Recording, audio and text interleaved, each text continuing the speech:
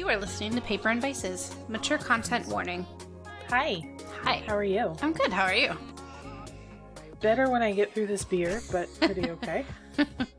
It's a good answer. Mm-hmm. Yeah. It's always a good answer. Beer, coffee, wine. These are the things that make the world go round. Seriously. Even Jesus was like, yeah, this is getting too dry. I'm not dealing with it anymore. Bring me the water. That's a lie, by the way. The way that Jesus turned the water into wine, if you actually read the story, was that his mom was like being a mom and was like, my son can do tricks. It's fine. And he's like, no, mom. And then she just tells the servant girls, bring him the water. It'll be fine. And that's what happened. I feel like that's something we would do as mothers. Yes. Yes. Although, like, if our kids were Yes. smart, they would not show that they can do such a trick. Because that would be a bad idea. Well, you know, maybe he's been doing this trick at home for a while. This is Maybe fair Mary's cup truly overfloweth. That's true. There's a lot they don't say that could be there. Look, she got put through a lot of crap in that whole story over a little over 3 decades. The lady deserves a nice glass of wine. Yes. Daily. I concur. Or 15, you know. I mean, like, also, like, half the world's made her a saint and shit, but the wine bit is important. What are you reading?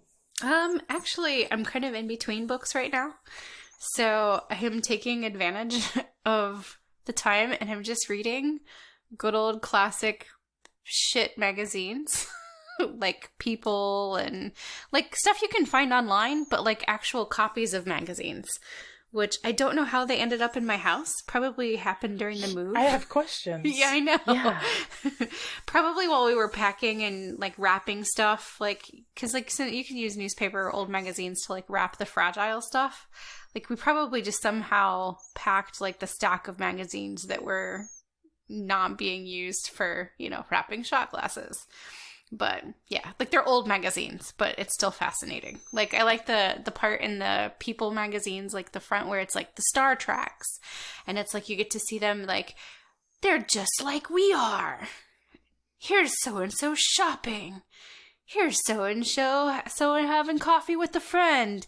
And I'm like, I shouldn't be reading this shit because it's bullshit. But I find myself unable to resist. I don't want to see Britney Spears at Whole Foods. Like, I love me some Britney Spears. I don't want to see the kale Britney Spears buys at Whole Foods. I want to see when she forgets to cook it for 2 weeks and then she's like, oh shit, I have to throw this out because it's been in the back of her fridge too long. Yes. That would make me feel like she's people just like us. Yes. With her, like, super hot cover man titty boyfriend. It's fine. You know what else I miss about good old like fashion magazines that I'm reminded of now is like you don't have to give a quiz permission to access all your shit on your computer. If you can just find out what flavor donut you are by doing the magic math or just turning the page upside down. Exactly. And seeing what the answers are.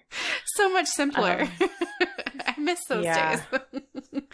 Oh, I remember reading all those magazines. So I grew up in a house where literally any music that was not about God was verboten. Anything that had a drum set in it or electric guitar, any instrument that plugged in was forbidden.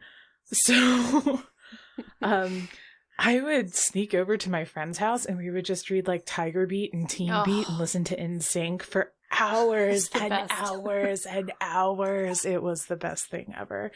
And I remember taking all these quizzes like, which member of NSYNC are you the most like? Or what color lip gloss reflects your soul? And I was just like, hell yeah, I am blue lip gloss.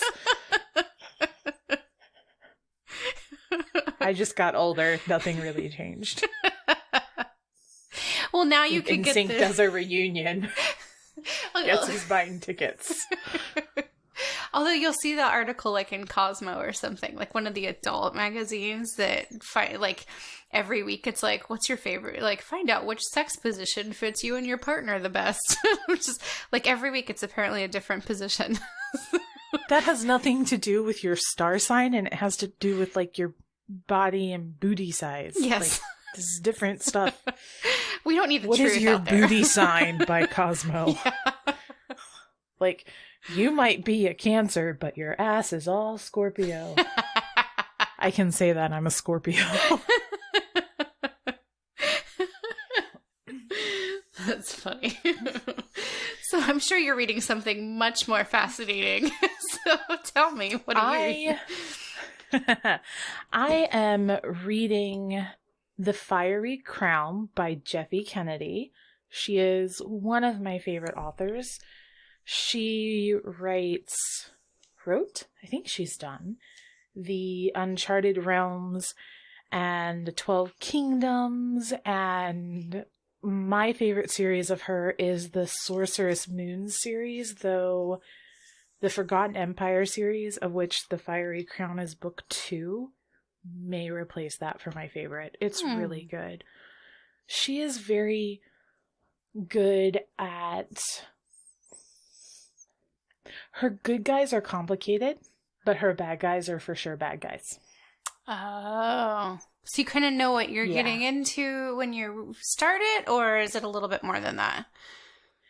You know the quality of story and character building and world building you're going to get into. Mm-hmm. So this one's really good. It's about a queen, and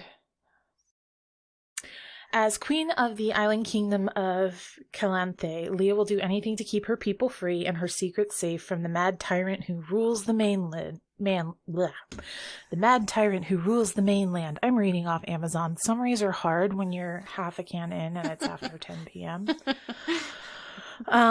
So basically, the realm and all the kingdoms were taken over by this gigantic fucking asshole. And this queen, her island kingdom, was left alone because she's betrothed to be his queen. And this dude is a former crown prince of one of the kingdoms the mad asshole raised. And he worked in the mines for years. And eventually he and a bunch of other slaves broke out and they went around freeing kingdoms or cities from this asshole. And there's a prophecy about how if he seizes, wins, takes the hand that wears the abiding ring, and the abiding ring is the living orchid ring that the ruler of Calanthe, which I'm saying that wrong, I'm so sorry, Jeffe, if you ever hear this, wears. There's magic. There's like Versailles level messages in the court dressing. And he's just this rough and tumble asshole that was raised as a prince until he was really young. And then he was just a mine slave, and he's gone around freeing people. And they, spoiler, get married in the first book for political reasons. And so there's all this political intrigue around them and moving pieces and shit going on and magic, and but also, like, they're really good together, but they fight all the fucking time because they don't trust each other. Yeah. Sounds like quite the adventure. It's very much an adventure. And, like, she writes really good political intrigue and really good world building and intricate magic. But she also writes incredible sex scenes that are, like, obviously very passionate and not just visceral. And so, visceral's not the right word. Not just erotic. And so, yeah, it's nice to have, like, all the good things in one book. Like, this is my kind of, what was it Edward Cullen said? This is exactly my kind of heroine. So, there's 2 books. There's a third coming out at some point. But the first 2 are totally worth rereading. And I reread the first one again before the second came out. Nice. And they're longer than a lot of... They're like classic fantasy length.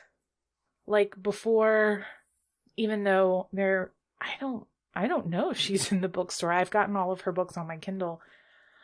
Even though they're published on Amazon, or largely published on Amazon in my experience, they are the length of a traditional sci-fi or fantasy novel before some of the self-published books get really short. I don't know if you've noticed. Yeah.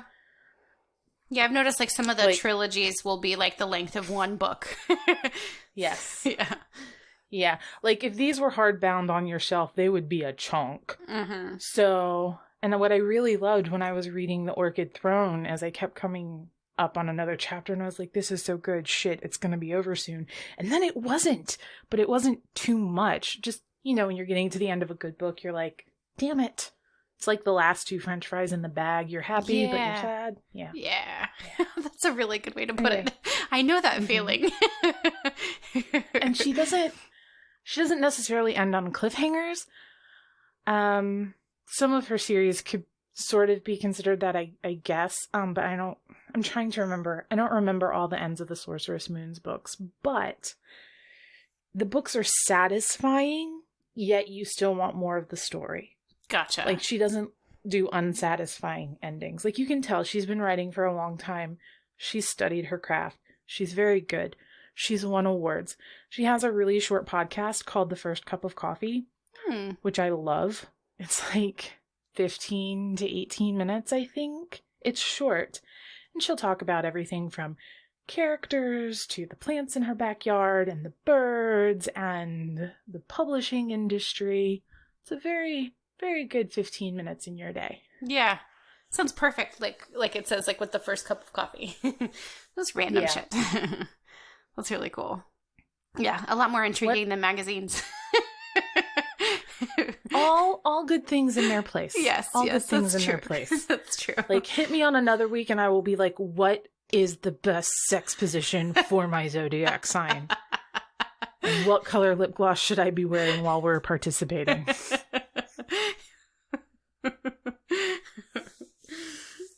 For sure.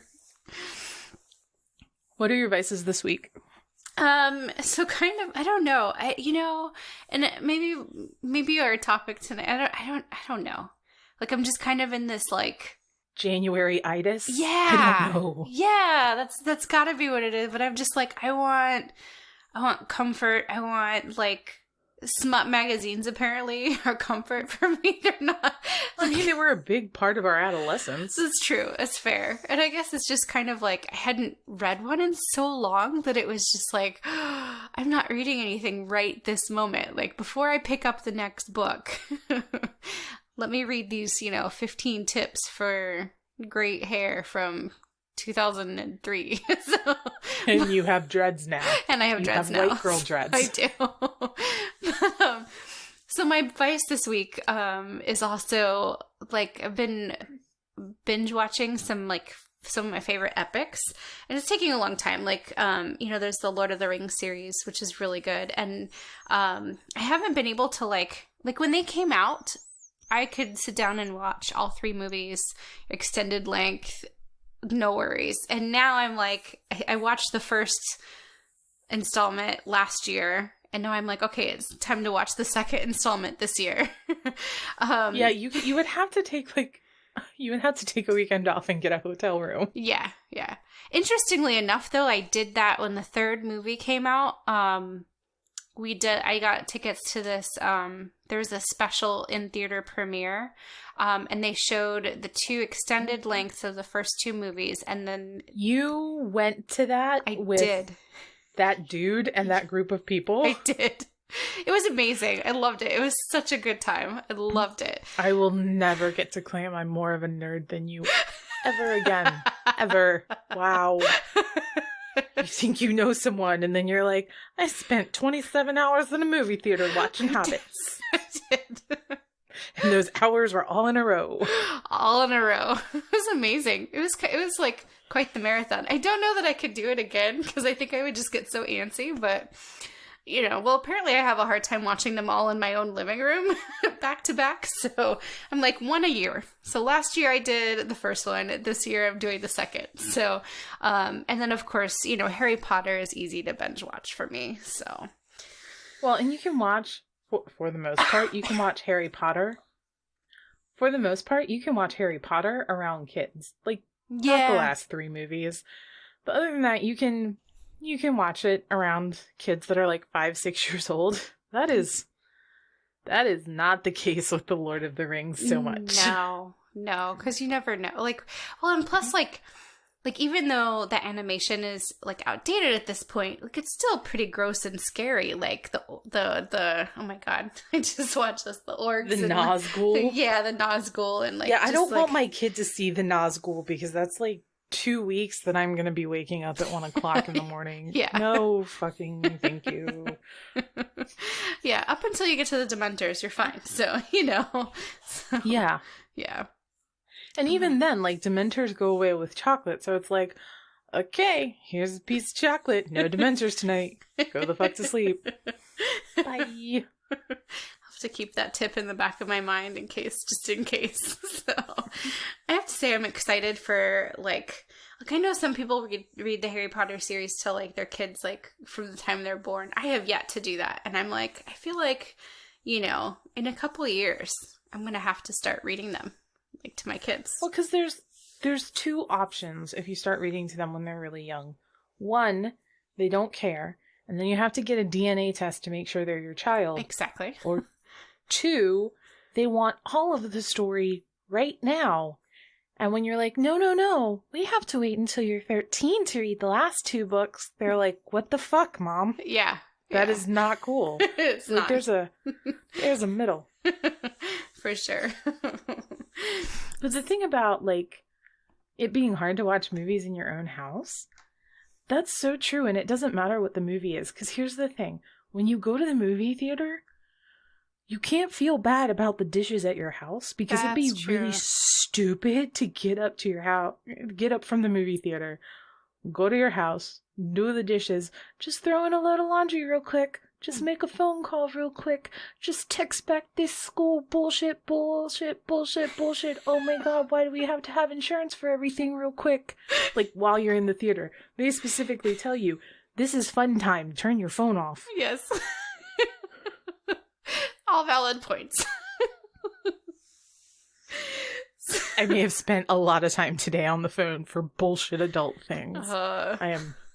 If that's leaking through, this is why. So how are you solving that? Does it tie into your vices for the week? Sort of. So, I don't know. January and February are like recovery months, and that kind of goes into our topic for tonight. Mm-hmm. We've talked before about how my family is crazy hella busy throughout October, November, December. And so, in January, I shop and I take naps. Lush does this huge after Christmas sale when a bunch of their shit is 25% off. Last year, 2019 into 2020, their website was so screwed up I didn't get anything. But I got a couple things this year, so I should be getting a box of Happy Smells. Nice. And I make it a point to go to or order from Bed Bath & Beyond when they do their big January sale. And then Bath & Body Works does a big January clearance. It's like, goes until like mid-February or some shit every year, and they have all of their leftover 3-wick candles for like $10 or $12, and all their little wallflower home scent things for like $2 or $3. And so I just go, and there's like 2 or 3 Christmas smells we like, and there's like 3 or 4 fall smells we like. Yeah. And I don't like other smells. Those are the only smells we like. I want my house to smell like chocolate or pumpkin pecan waffles, or if I'm burning a candle, it can smell like evergreen foofara bullshit, or hot cocoa, or pumpkin marshmallow latte, which is a lot of things that you wouldn't think smell distinct, but they do. Interesting. And it's good. It also doesn't smell like pumpkin or marshmallows or a latte, but there's definitely, like, I can see where they were going for those smells, and it smells good. That's smells awesome. Smells like bougie American fall. I'm here for it. So I go and I Like my last candle we redid our bedroom. We finally did our bedroom with a theme and matching duvets and adult furniture for the first time last summer. And I started my last candle in July of 2020. And that was the last of my stash. But I didn't use my last wallflower thing until August. Wow. So my house was smelling good all year. And that's what I do every year. My husband knows you're going to go and spend like $100 at Bath and Body Works. Yes. Yes, I am. Yep. Thank you. and you get to appreciate the fruit of that the entire year. So yeah. But I always make it a point to so this kind of ties into what we're talking about tonight. We're talking about Hygge. And the reason we're talking about it is because for both of us, well, you have a kid birthday. But other than that kid birthday, we try and make January and February real fucking chill. Yeah. Yeah. Like, this is when we give ourselves the grace, I guess you want to say, to make a giant batch of chili and then freeze it so we can have chili for 2 nights next week. Or to just say, fuck it, I'm not cooking, and eat out 2 or 3 times a week because we're done. We're tired. We were busy. Yeah, I actually ordered twice today. I felt bad, but I was just like, I can't. So I ordered lunch, and then I was like, fuck, I still can't. I'm going to order dinner. I had Taco Bell delivered to my house, and it was the best fucking thing ever. I have stuff in my kitchen to fucking make tacos from scratch. Yes, it's not the same. But also, those goddamn adult phone calls. And I just looked at my husband, and I was like, how much of a failure as an adult does it make me if having a car in the driveway with gas in it and functioning climate control and ingredients downstairs to make tacos, I pay someone money to bring tacos to us, and I tip well. You have to. After the quarantine apocalypse of 2020, fucking tip your delivery drivers, y'all. Yeah. And he turns around and looks at me with completely blank face and goes, chalupas sound real fucking good. And I was like, yes, we're in. And that's one of the reasons you married him, so, you know. It is. It is. He wears kilts and likes tacos. It's amazing. That's really cool. Well, why don't you tell us a little, because actually I didn't hear about this until you told me about it. And then when you told me about it and sent me some articles, I was like, fuck yeah, we should talk about this. So why don't you give everybody a little rundown. So I heard about Hygge, which is the Danish word that's spelled Hygge, which being hell American, I want to pronounce Hygge, but it's not. It's Hygge, which makes me think Hygge from when in Aladdin the genie's going to save Aladdin and he turns himself into a lifeboat. Anyway, sorry. There is a website called Hygge House, which it's just HYGGEHOUSE.com. And the way they describe it is Hygge is a Danish word used when acknowledging a feeling or moment, whether alone or with friends, at home or out, ordinary or extraordinary, as cozy, charming, or special. So think about when we were sitting with those awesome women at Café du Monde, and the jazz was filtering in from Jackson Square, and we had beignets and coffee and paper hats to bring home to our kids, and it was at night, and the light was reflecting off the windows, and it was just this perfect golden cozy moment with all of us crowded around this tiny table. Mm-hmm. It's magical. That's the thing.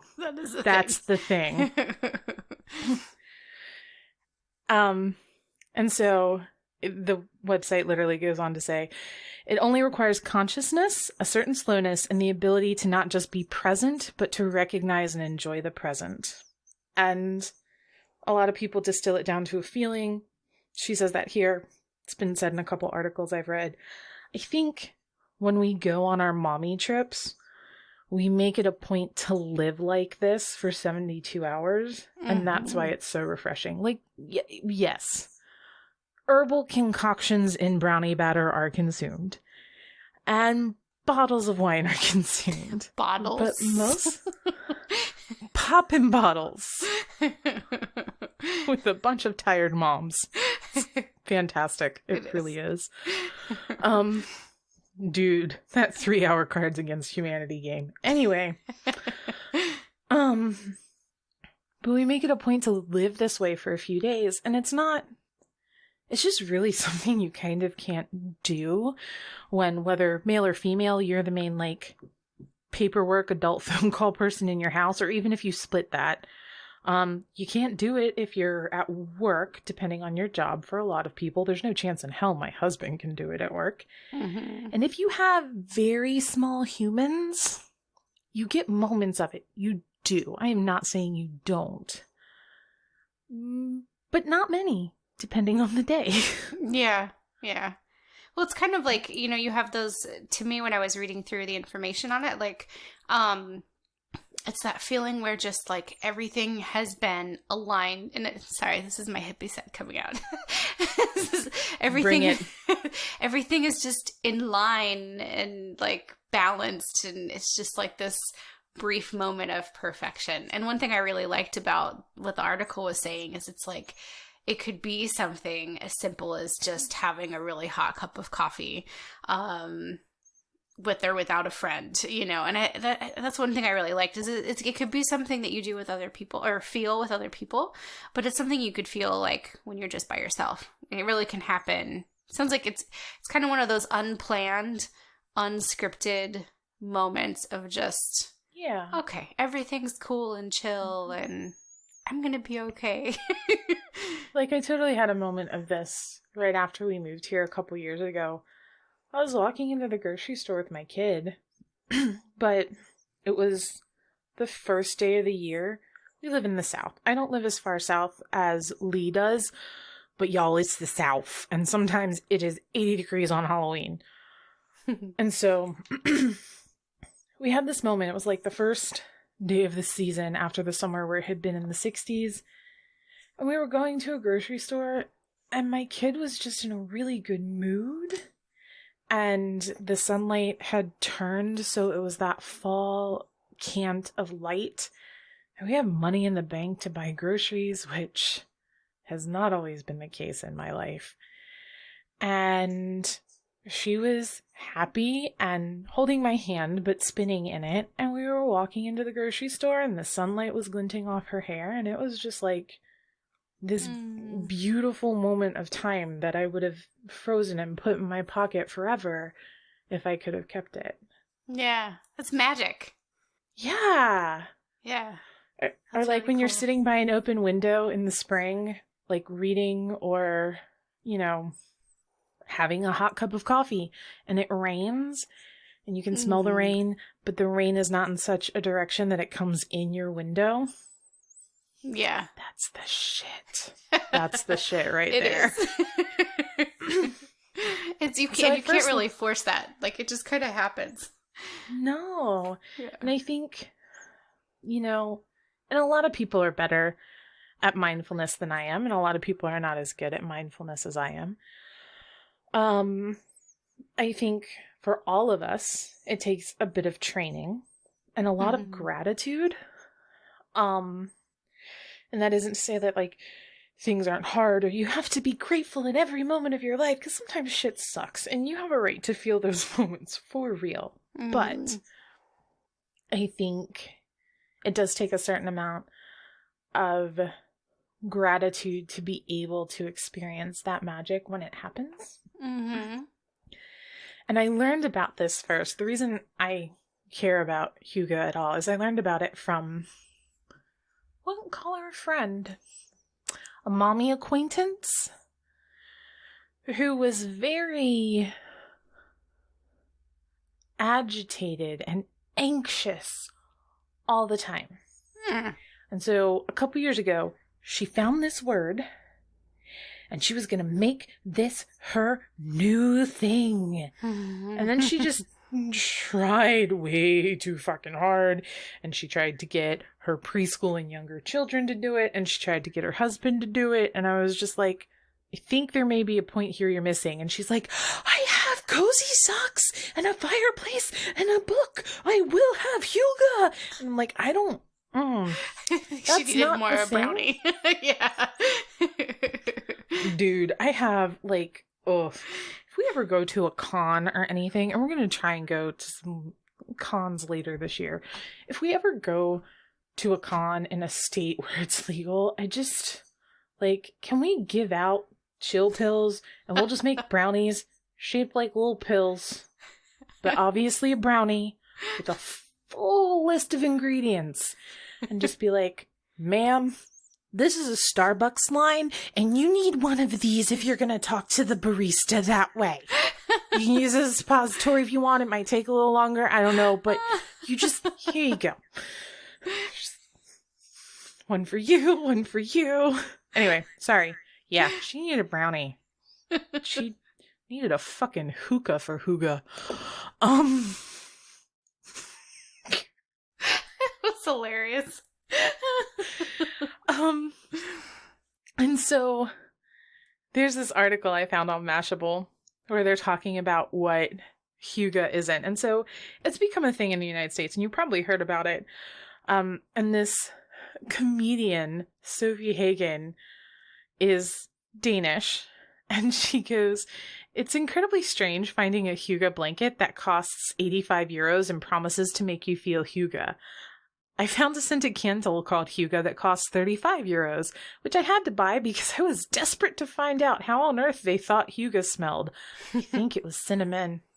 It's funny how Americans will, well, a lot of Western culture will just fucking market anything. Commercialize everything, for sure. We are living in the tinfoil tree portion of a Charlie Brown Christmas.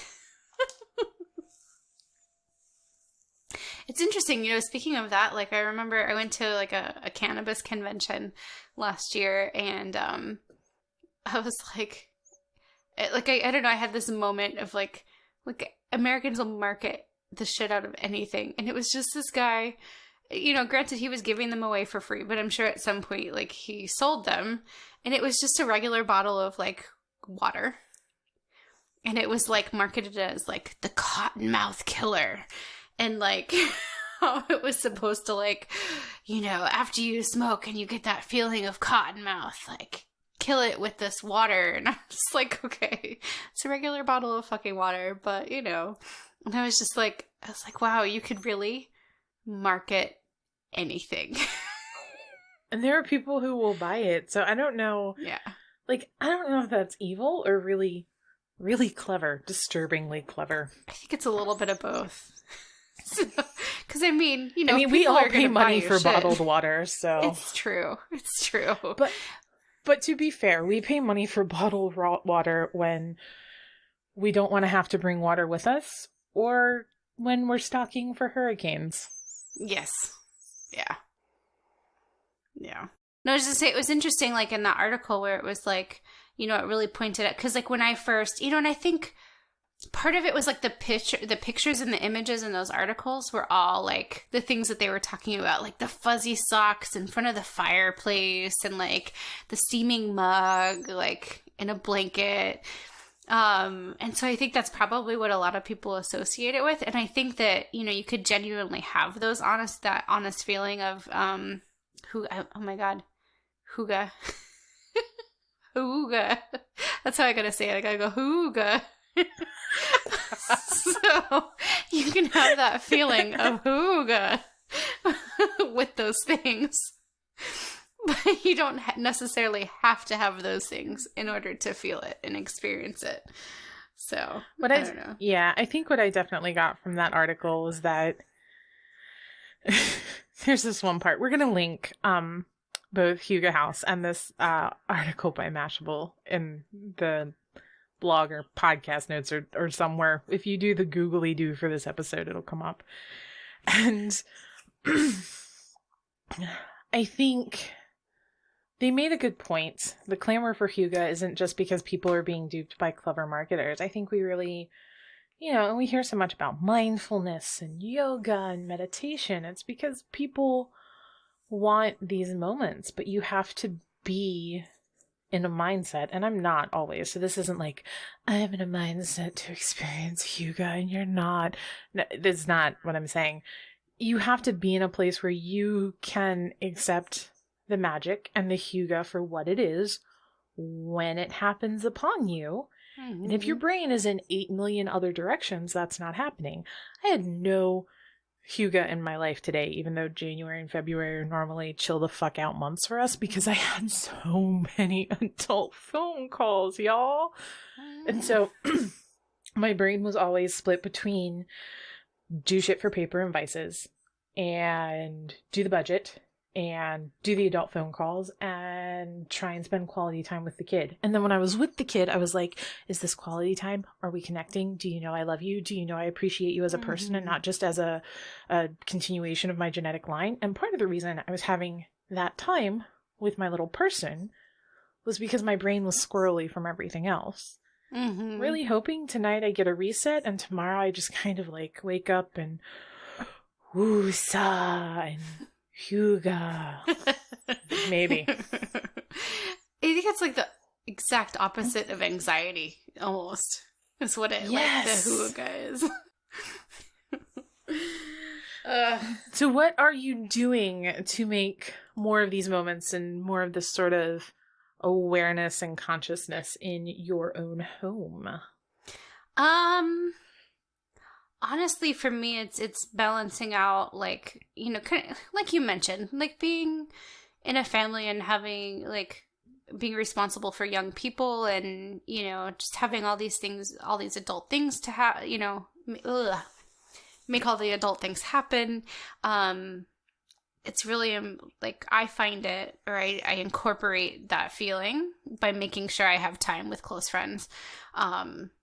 Like, it's really essential just to, like, my mental and emotional well-being is just to have, like, you know, a glass of wine or a cup of coffee, or just, like, without any vices, you know, just time to chill with somebody. And and it could be one person, or it could be like a group of 5 or 6 people. I'm not a huge big crowds person.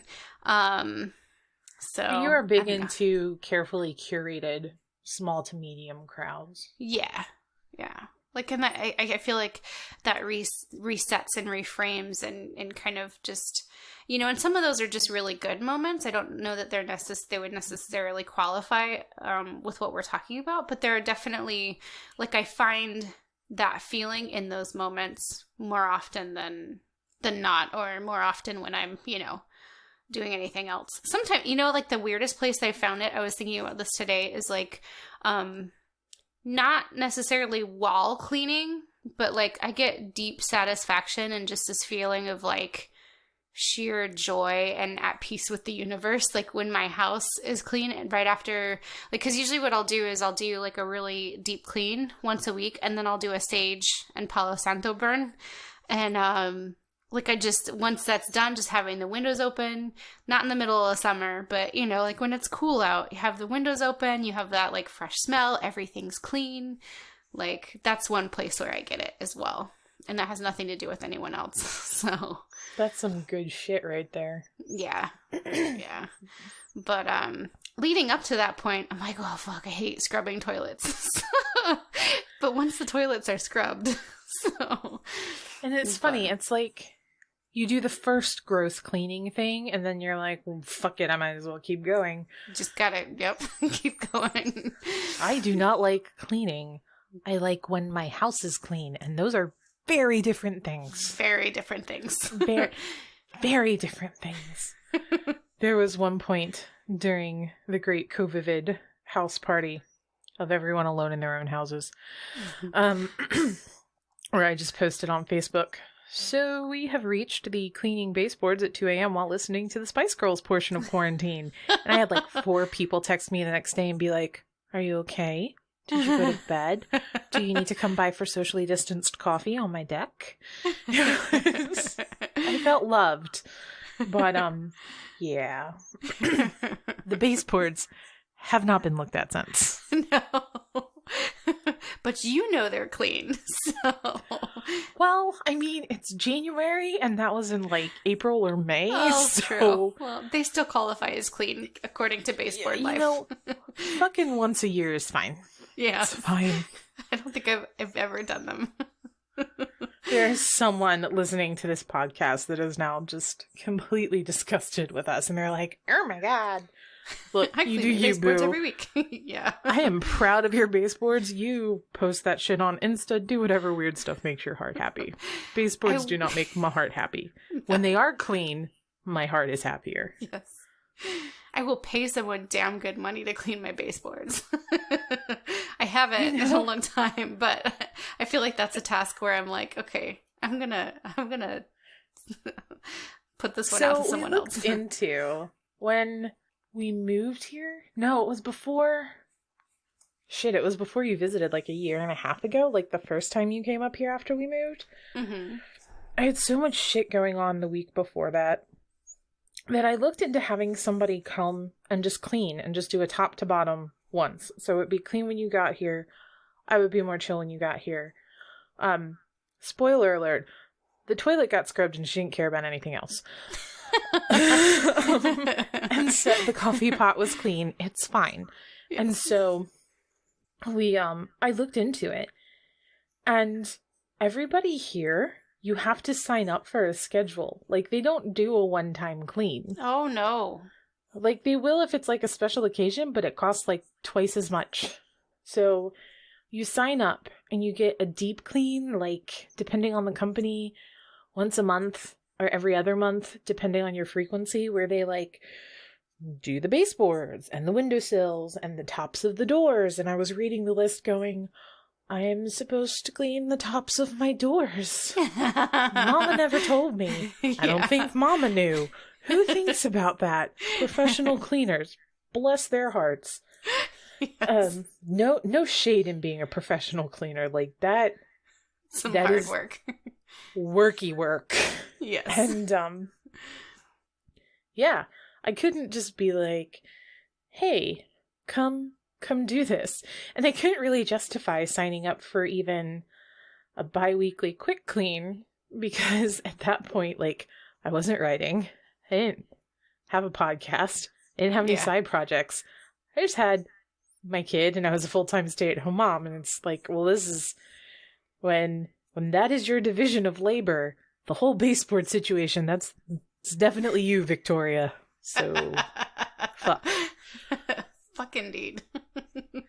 Maybe one day we will be like a 10th of Joe Rogan's success, and I can be like, people pay me to talk shit on the internet. I'm hiring a maid. That's the dream. That's the adult dream. I don't want a swimming pool. I mean, like, I kind of want a Corvette, because who doesn't want a Corvette? But, like, I want to pay someone else and tip them handsomely for cleaning my baseboards. Yes. Hashtag life goals. Life goals indeed. So how about you? How do you incorporate this? Something I started doing last year. I put, not today, but I try at least 2 or 3 days a week during the most busiest part of the day to put my phone in another room for 2 or 3 hours. It's fantastic. Yep. Yeah. Yeah. You would be surprised what a difference it makes to forget about your phone for a little while. Mm-hmm. Well, and it sucks because, like, I notice times when I'm, like, super stressed out, I tend to just, like, look at my phone more. And it just, like, and then, like, looking at my phone makes me more depressed and, like, makes me more anxious. So it's just this, like, whole horrible cycle. And there is for sure a sciencey bit in there about our phones and expectations and dopamine hints and yada yada.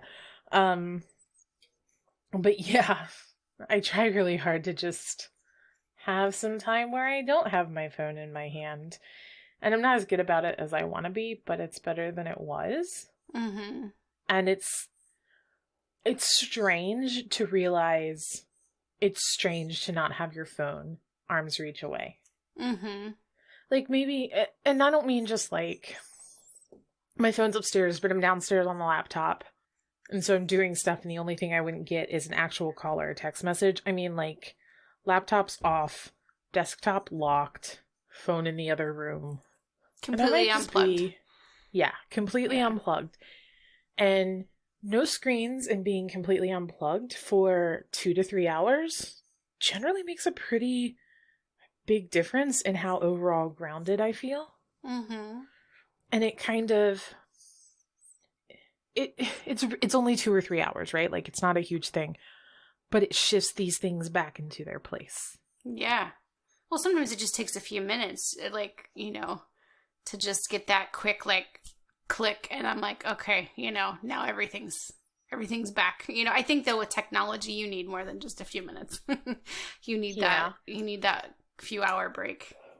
So. Well, and especially with, like, all the stuff we're doing, because we started the podcast, but we decided if we were starting a podcast, we weren't going to start it just as a willy-nilly, hey, let's see if anything happens. We did a website. We got a logo. We were hella picky about our logo.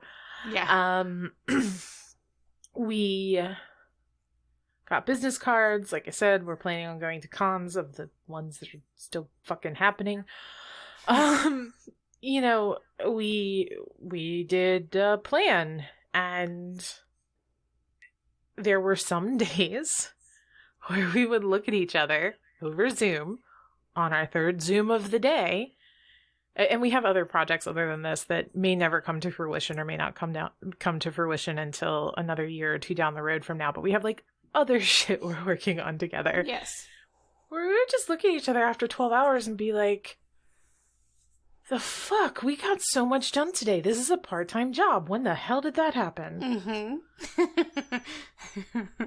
You're like, this is not what either one of us signed up for. But we're not going to quit. No. Like, this is actually some cool shit. And my husband's a streamer. So, like he has a full-time tech gig, but he also streams. Mm-hmm. And so he doesn't make money from it yet. It would be cool if he did, but even if he doesn't, it makes him happy. And so, like, he streams at regular intervals during the week, and he occasionally runs or plays in D&D games. And the way that those work best for everyone right now is to do them online. And so we're just by necessity in front of screens all the time. Mm-hmm. So sometimes it's really nice to just be like, I need to make a grocery list. I'm gonna do it on a fucking piece of real paper. What? Trees died from my grocery list. It's metal. I cannot make a grocery list without death of a living thing. So barbaric. Wow, that's my tipsy giggle. I'm sorry. It's good. We don't get to experience too often. So, yeah, like, if you're listening and you've listened this far, props to you. I hope you're also drinking or brownied. And I want to know how you, Hygge, like, I don't just want to know how you, Hygge.